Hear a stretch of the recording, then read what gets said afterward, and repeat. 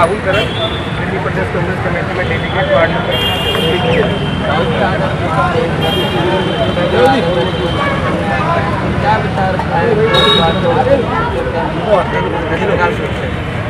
Diamond lady Shrimati Sheila Dikshit को मैं अपनी मांगों से श्रद्धांजलि अर्पित करता हूँ उनके चरणों में।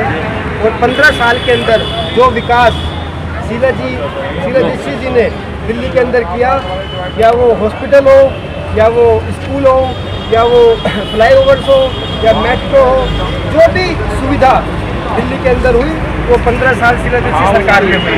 और जब से शीला दीक्षित सरकार चली गई, जब से निकम्मी सरकार केजरीवाल की सरकार दिल्ली के अंदर आई और दिल्ली में एमसीडी में निकम्मी सरकार बीजेपी आई, उस दिन से आज तक हमारे दिल्ली के अंदर काम तो बहुत दूर की बात है, हमारे जो काम हुए थे उनकी रिपेयर तक नहीं हुई।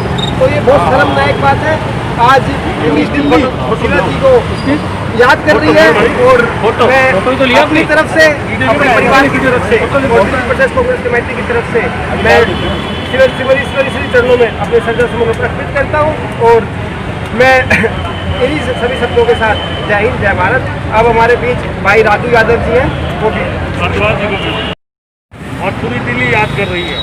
जैसा कि उन्होंने केंद्र में भाजपा सरकार थी, फिर भी दिल्ली में विकास की गंगा जो बहाई शीला दीक्षित जी ने, वो आज की सरकार जो है उसको मरम्मत भी नहीं करा पा रही है, उसकी साफ सफाई भी नहीं करा पा रही है। आपने देखा कल पहली बारिश हुई है, थोड़ी सी बारिश हुई है तो 2 दिल्ली के जनता में 2 हमारे साथियों का जो है मौत हो गई।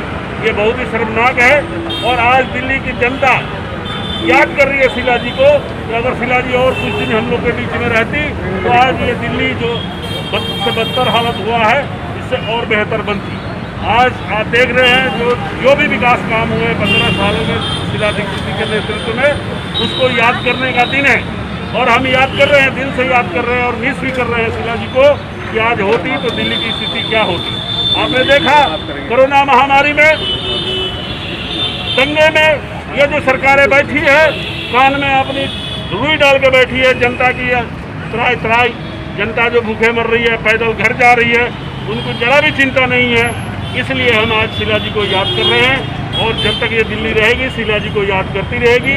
शीला दीक्षित अमर रहे, शीला दीक्षित, शीला दीक्षित, शीला दीक्षित। जय हिंद जय कांग्रेस। डेवलपमेंट की बात करें, इंफ्रास्ट्रक्चर की बात करें, सोशल स्कीम्स की बात करें, पर्यावरण को लेकर के बड़ी संजीदा उन्होंने किसी भी वर्ग को नहीं छोड़ा। बच्चों के लिए लाडली योजना, श्री योजना, राशन की भागीदारी, सिग्नेचर एंड सेक्रोफाइल वर्क, अंडर ब्रिज, हॉस्पिटल, स्कूलों की नई इमारतें, बच्चों के आते हुए परिणाम शीला जी को।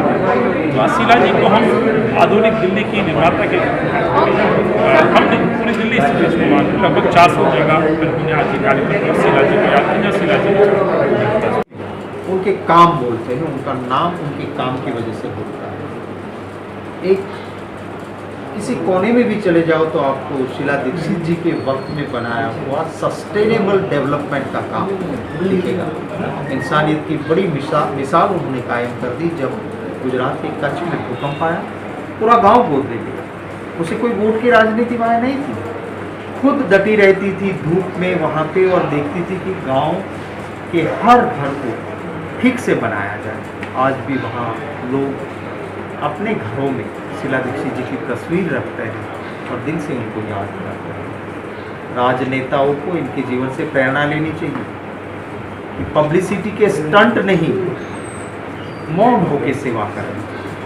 आजीवन वो कांग्रेस की नेता है। अप्स एंड डाउन्स आते हैं राजनीति में। कभी उन्होंने पार्टी के खिलाफ मोर्चा नहीं खोला, कभी पार्टी छोड़ी नहीं।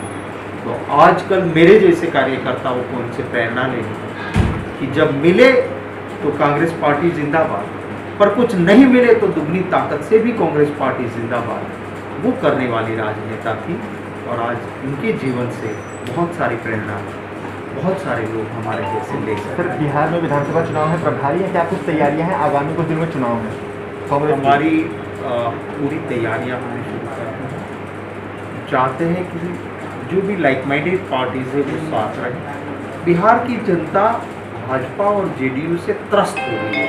वो छुटकारा चाहते हैं, पर हम ये भी चाहते हैं कि राजनीति की जगह लोगों की सुरक्षा होनी चाहिए। कोरोना से एक खौफ का माहौल बना है, वहाँ एक छोटा बच्चा अपने बाप का स्ट्रेचर धकेल के जा रहा है, अस्पताल में ना जगह है, ना सेवा है, ना कोई ट्रीटमेंट है, वो ठीक हो वो हम चाहते हैं।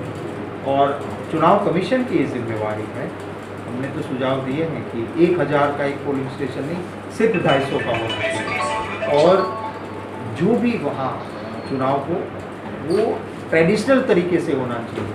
फर्जी चुनाव नहीं कि जिनके पास पैसे वो रैलियाँ करते रहें, वो लाइव आते रहें टीवी के स्क्रीनों पे, वो LED स्क्रीन मुफ्त में दे दें, और दूसरे प्रत्याशी या पार्टी जिसके पास भ्रष्टाचार के पैसे नहीं है वो लोगों तक ना पहुंच सके, ऐसा चुनाव ना होना चाहिए। वो इलेक्शन कमीशन में मानता हूँ कि संवैधानिक जिम्मेवारी उनके ऊपर है, उसका निर्वहन करें। Thank you.